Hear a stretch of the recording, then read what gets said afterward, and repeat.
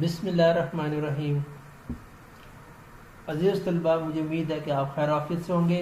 आज के इस वीडियो लेक्चर में हम अपने यूनिट 5 की एक्सरसाइज को हल करने जा रहे हैं और हमारा आज पार्ट है D, answer the following question in detail. इसमें हम जो क्वेश्चन हमारे पास हैं इसका हमने तफसीलन जवाब लिखना है, यानी कि लॉन्ग आंसर हैं। और ये कितने हैं जी? 3 हैं। क्वेश्चन 1 है, 2, 3।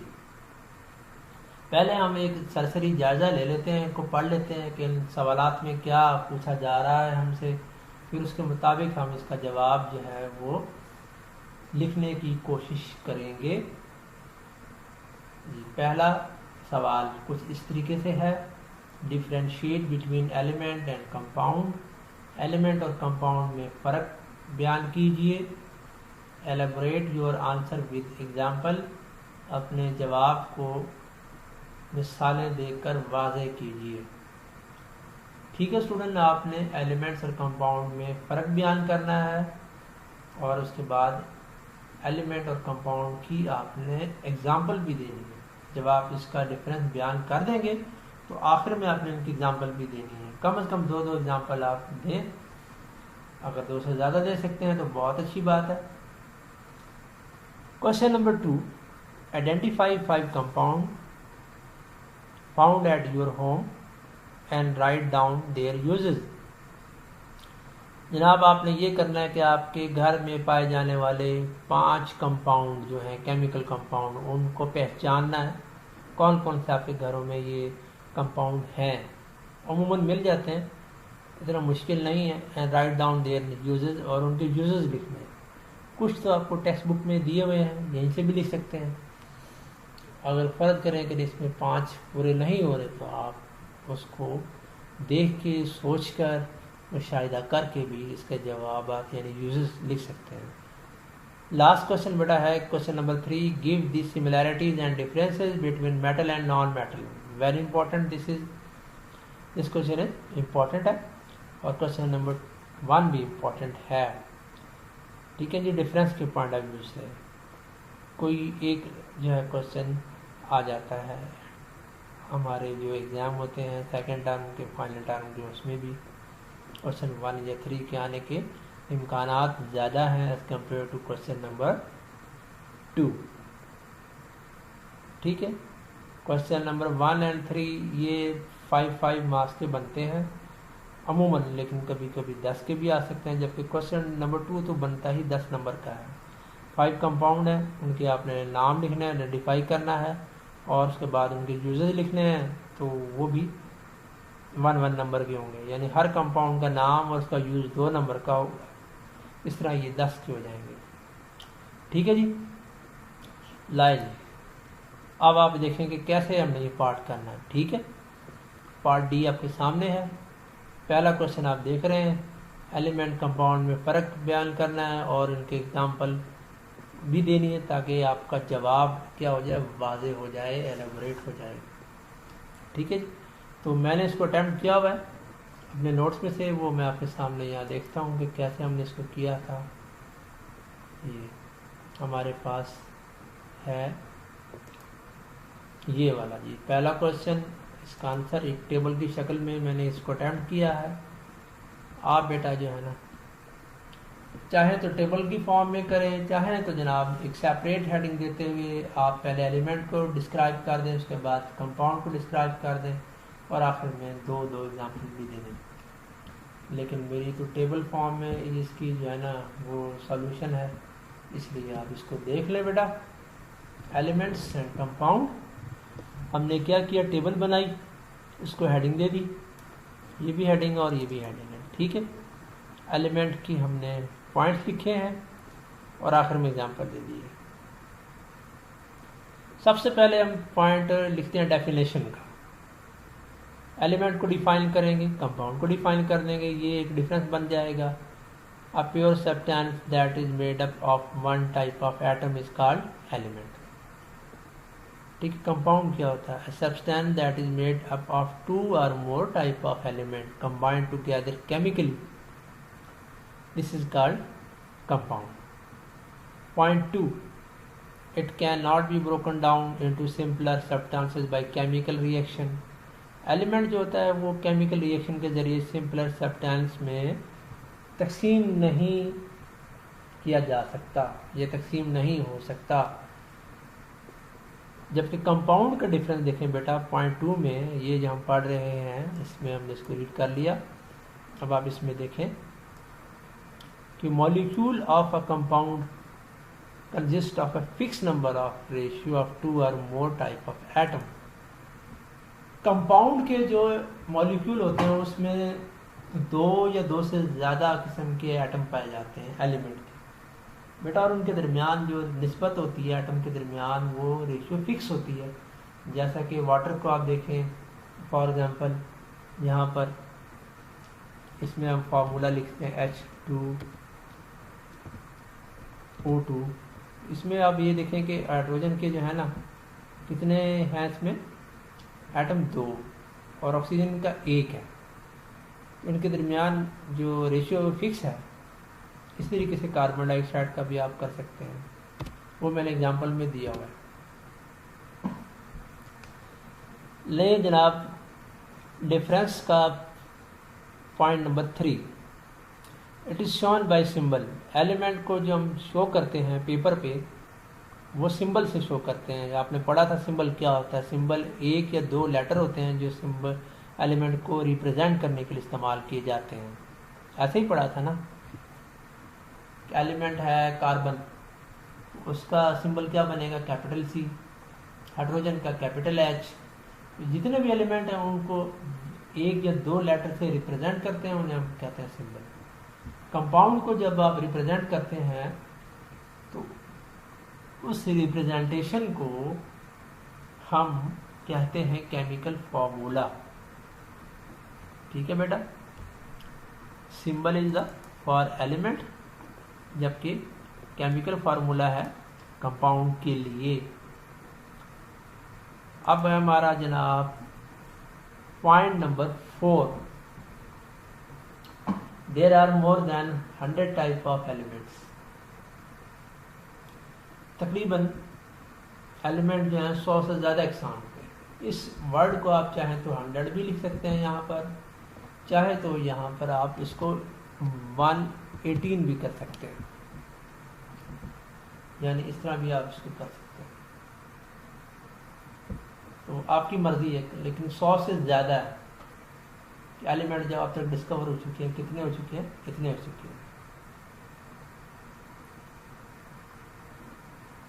जबकि जो केमिकल कंपाउंड होते हैं बेटा, उस डिफरेंस के पॉइंट ऑफ व्यू 4 में देखें तो उनकी तादाद हज़ारों लाखों में है।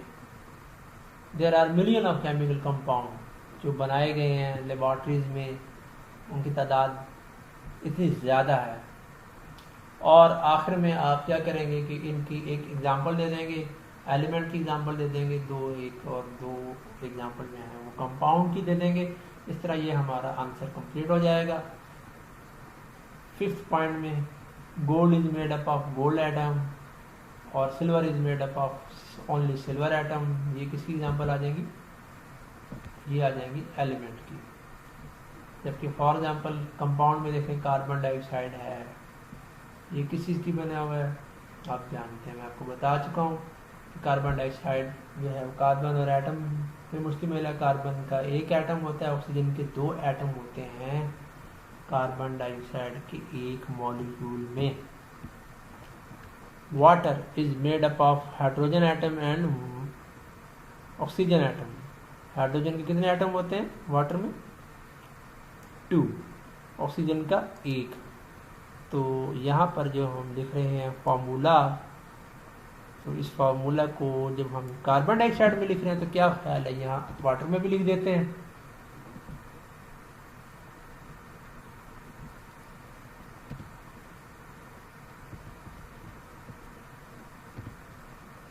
ठीक हो गया जी। इसको हम यहाँ करते हैं रीराइट, देते हैं 2 को हमने क्या करना है, नीचे ही लिखना होता है, इसे कहते हैं सब्सक्राइब। जनाब ये हो गया जी आपका आंसर। ठीक है जी। क्वेश्चन नंबर 2, आइडेंटिफाई करने हैं 5 कंपाउंड जो आपके घरों में पाए जाते हैं और उनके इस्तेमालात भी लिखने हैं। मैंने आपके सामने जो कंपाउंड जो है ना आइडेंटिफाई किए हुए हैं वो कुछ इस तरह से है। ये कंपाउंड है, वाटर है, टेबल साल्ट है, शुगर है, बेकिंग सोडा है, डिटर्जेंट है, विनीगर है, नेचुरल गैस। इसके अलावा भी कंपाउंड हो सकते हैं। आप तलाश कीजिए, सोचिए और उसके जवाबात तहरीर करने की कोशिश कीजिए।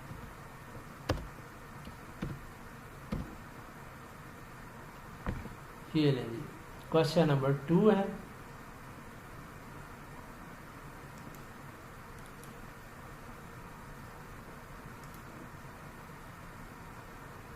पांच कंपाउंड आपके सामने आने चाहिए। मैंने कितने लिखे हैं? 7 लिख दिए हैं, 2 एक्स्ट्रा हैं। देखिए यहाँ भी 7 है, यहाँ भी 7। कौन कौन से ये कंपाउंड है? पानी हमारे घर में होता है, ये केमिकल कंपाउंड है, बहुत कॉमन इस्तेमाल होता है। Life is not possible without water.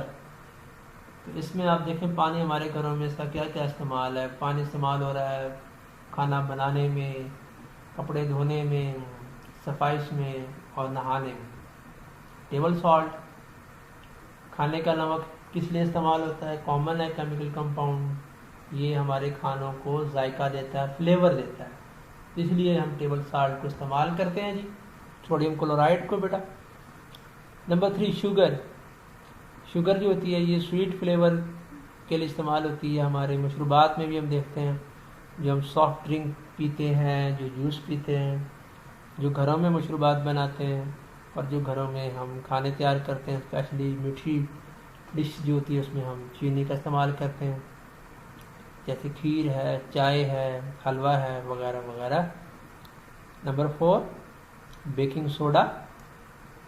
Baking सोडे का यूज़ देखें, it is use for cooking and baking, जिसको मीठा सोडा भी कहते हैं। Detergent, it is used in cloth washing. Detergent जिसको हम सर्फ कहते हैं, बाज़ार से लेके आते हैं, हम खरीद के जब कपड़े धोने होते हैं तो इसका इस्तेमाल करते हैं अपनी ख्वाहिश के मुताबिक। कोई सा एक ब्रांड सेलेक्ट करते हैं, हम इससे फ़ायदा उठाते हैं। डिटर्जेंट है, घरों में ये मौजूद होता है। विनीगर, सिरका, it is use as a preservative and as a seasoning in food. सिरके का इस्तेमाल ये होता है कि इसमें आप सिरका लगा के बहुत से खाने पीने की चीज़ों को महफूज बना सकते हैं, प्रिजर्व कर सकते हैं, और कुछ चीज़ों को मौसम के अतबार से अगर आप महफूज करना चाहें तब भी कर सकते हैं। खानों में ये इस्तेमाल हो सकता है फ्लेवर ऐड करने के लिए, ठीक है ना। तो क्या ख्याल है, ये वाला भी हम यहाँ से चाहें तो इसको लिख सकते हैं, सिरके का इस्तेमाल किया जा सकता है। एक चॉइस है, आप सिक्स में चाहें तो मज़ीद ये लाइन ऐड कर सकते हैं, अदरवाइज़ इसकी ज़रूरत भी नहीं है कि हम ये ऐड कर रहे हैं। एक एक लाइन काफ़ी होती है, ठीक है। तो इसको चाहे तो एडिशनली लिख लें बेटा। और आखिरी कंपाउंड जो है नंबर 7 मैंने यहाँ लिखा है वो नेचुरल गैस है। ये भी एक कंपाउंड है जो हम चूल्हों में देखते हैं कि चूल्हा जब ऑन करते हैं कुकिंग के लिए, बॉयलिंग के लिए, तो नेचुरल गैस को जो है ना हम बर्न करते हैं, जलाते हैं, उससे हम हीट हासिल करते हैं, वो कुकिंग में इस्तेमाल होती है। तो this is also a compound. It is use as a fuel in kitchen, stoves for cooking and heating purpose. कैसा रहा आज का जवाब? उम्मीद है कि बआसानी आपको समझ आ गया होगा। बहुत सिंपल है, आपने हेडिंग देनी है और उसका एक एक जुमला, एक एक सेंटेंस जो है ना वो आंसर के तौर पे लिखना है। इस तरह ये जनाब जो है ना आपका ये वाला क्वेश्चन भी हल हो चुका है। बेटा हमारे पास क्वेश्चन है ये 3, सॉरी इसकी नंबरिंग जो है ना वो यहाँ पर आ गई थी। ये बेसिकली हम यहाँ पर नंबर वैल्यू सिलेक्ट करेंगे।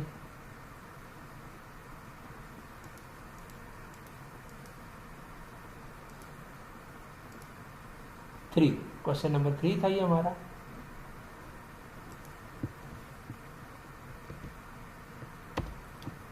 Give similarity and differences between metal and non metal. इन दोनों में अपने फ़र्क बयान करने हैं और कैसा करना है, जैसे एलिमेंट और कंपाउंड में किया था ऐसे ही टेबल की फॉर्म में यहाँ पर हम इसको लिख लेंगे और आखिरी पॉइंट में हम एग्जांपल दे देंगे। ये भी बहुत आसानी से हल हो जाएगा।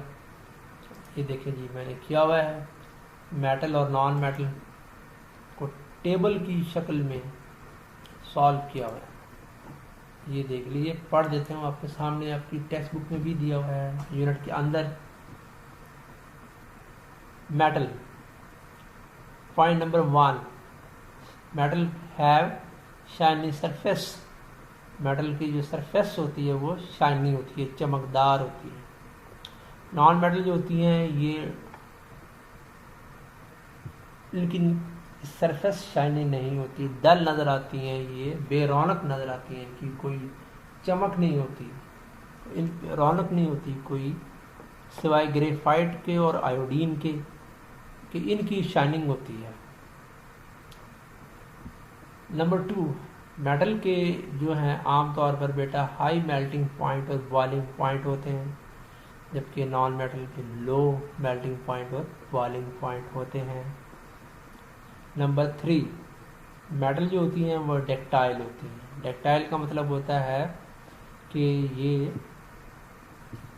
शीट की शक्ल में चादरें बनाई जा सकती हैं, शीट की फॉर्म में इनको पिघला के ढाला जा सकता है, मोल्ड किया जा सकता है। जबकि नॉन मेटल जो होती हैं ये ब्रिटल होती हैं, खुरदरी होती हैं। इसको अगर हम कोई शेप देने की प्रॉपर कोशिश करेंगे वायर की फॉर्म में या जनाब जो है ना शीट की फॉर्म में, तो ये टूट जाएगी, खुरदरी हो जाएगी, इसकी पायदारी इतनी नहीं है। नंबर 4, मेटल बेटा जो होती हैं वो क्या होती हैं, they are good conductor of heat.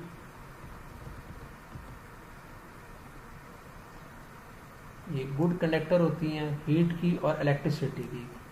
क्या मतलब है कि इनमें बिजली और हरारत बआसानी पास हो जाती है, जबकि नॉन मेटल जो होती हैं वो पुअर कंडक्टर होती हैं हीट और इलेक्ट्रिसिटी की, यानी कि ये इनमें हरारत, इलेक्ट्रिसिटी और हीट, ये दोनों बिजली और हरारत ये नहीं इतने अच्छे तरीके से गुजर पाती, इसलिए पुअर कंडक्टर है, ये इसमें इस्तेमाल भी नहीं होती कंडक्टर बनाने में। 5, मैलिएबल। जो मेटल होती है बेटा उनको हम हथौड़े की मदद से जो है ना चोट लगाकर उसको प्रेशर के जरिए हथौड़ा मारते हुए पतली पतली तारों और चादरों की शक्ल में दे सकते हैं, जबकि ये खूबी नॉन मेटल की नहीं होती, नॉन मैलिएबल है। नॉन मेटल जो है बेटा वो नॉन मैलिएबल शुमार की जाती हैं, समझी जाती हैं। जनाब 6 पॉइंट, मेटल जो होती हैं सोनोरस होती हैं। क्या मतलब है कि जब मेटल पे चोट लगाई जाती है या मेटल को हिट किया जाता है, मेटल को स्ट्राइक किया जाता है, तो ये क्या करती हैं, दे प्रोड्यूस साउंड ऑन